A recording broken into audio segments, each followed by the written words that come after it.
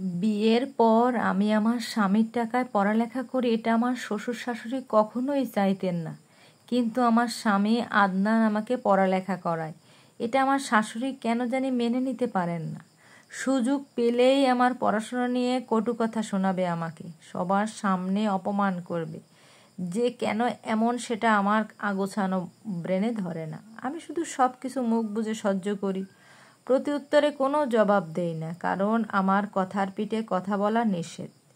আদনান আমাকে এসব বিষয়ে সব সময় চুপ থাকতে বলেছে। আর যাই হোক না কেন, আমি যেন তার বাবা মাকে কখনো কোনো কিছু না বলি, কষ্ট না দিই। তাই আমি তাদের এত অপমানজনক কথা শোনার পরেও চুপ করে দাঁড়িয়ে থাকি। আজও তার ব্যতিক্রম হলো না। বাড়ি ভর্তি মানুষ ছিল তখন। আমি ভার্সিটি থেকে বাসায় এসেছি কেবল। আমাকে দেখেই আমার শাশুড়ি সবার সামনে আমাকে উদ্দেশ্য করে বলল, ওই যে আপনাদের মডার্ন বউ চলে এসেছে। বিয়ের পরেও নাকি তার লেখাপড়া করতে হবে, ক্লাসে না গেলে নাকি তার পেটের ভাত হজম হয় না, নিজের চেহারাটা বাহিরের সবাইকে দেখাতে হবে। আমার ছেলে কি দেখে যে এই মেয়েটাকে ঘরে নিয়ে এসেছিল, আমার মাথায় ধরে না। আমি দাঁড়িয়ে দাঁড়িয়ে কথাগুলো শুনছিলাম। অনেক ইচ্ছে করছিল কথাগুলোর জবাব দেই, কিন্তু আদনানের সেই কথাটা মনে পড়ায় কিছু বলতে পারলাম না। আমার শাশুড়ি আবারও যখন বলল, দুপুরে রান্না করবে কে? বাড়ির সবাই যে না খেয়ে আছে সেদিকে কি কারো খেয়াল আছে? আমরা তো কলেজে যাওয়ার জন্য কাউকে বউ করে আনিনি, রান্না বান্নাও তো করতে হবে। আদনান দুপুরে লাঞ্চ করতে এসে ফিরে গেছে। আমার ছেলেটার টাকাতেই তো কাপড় ভাত চলছে, পড়ালেখাও চলছে। আমাদের কথা না হয় বাদই দিলাম, তোমার স্বামীকেই না খাইয়ে রাখা শুরু করলে। আমার কথাগুলো সহ্য হলো না, মনে হলো ভিতরটা ছিঁড়ে ছিঁড়ে যাচ্ছে। আমি আর আদনানের কথাটা মনে রাখলাম না। আমি প্রথমবারের মতো আমার শাশুড়ির মুখের উপর বললাম, আপনি চাইলেই তো রান্না করে খাওয়াতে পারতেন আপনার ছেলেকে। এতই যদি দরদ থাকতো তাহলে রান্না করে খাওয়াতেন। আপনার মেয়ের জামাই আসলে তো ঠিকই রান্না করে, খুব যত্ন করে খাওয়ান। কত রকমের খাবার রান্না করেন, তার হিসাব থাকে না। অথচ যে আপনাকে ভাত কাপড় দিচ্ছে, থাকতে দিচ্ছে, তার জন্য একটা দিন কষ্ট করে রান্না করতে পারলেন না। আবার আমাকে যা তা বলছেন। কই, আপনার মেয়ে তো বিয়ে হয়েছে, সেও তো পড়াশোনা করছে, তাকে নিয়ে তো কোনো আলোচনা করেন না। আমাকে নিয়ে আপনার কেন এত সমস্যা?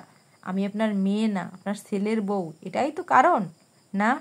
নিজের মেয়ে হলে কি এমনভাবে করতে পারতেন? পরক্ষণেই নিজের গালে থাপ্পড়ের শব্দ শুনতে পেলাম। বেয়াদব মেয়ে, বড়দের সাথে কিভাবে কথা বলতে হয় বাবা মা বুঝি কখনো শেখায়নি?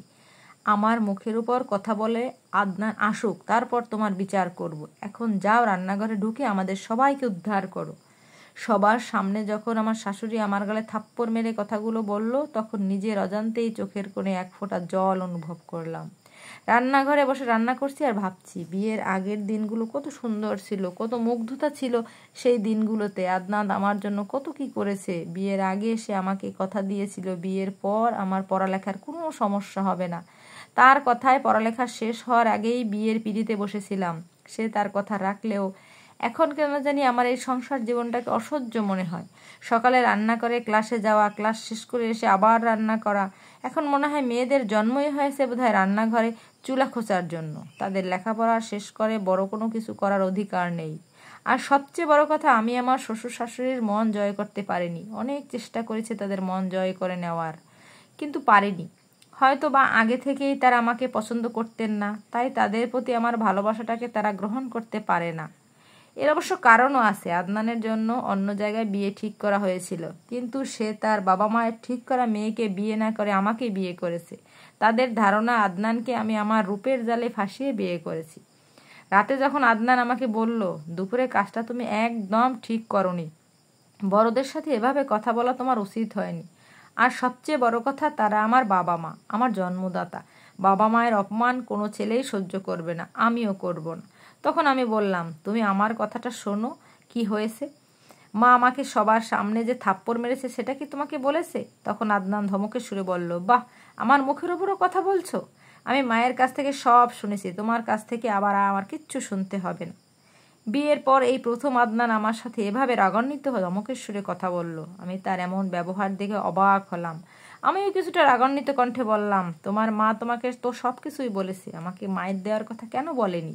তখন আদনান বলল, তারা বড় মানুষ, ছোটরা ভুল করলে তো শাসন করবেই। তুমি এখন মায়ের কাছে গিয়ে ক্ষমা চেয়ে আসো। আমি মাকে বলেছি তুমি তার কাছে ক্ষমা চাইবে। তুমি যদি মায়ের কাছে ক্ষমা না চাও আমি তোমাকে ছেড়ে দিতে বাধ্য হব।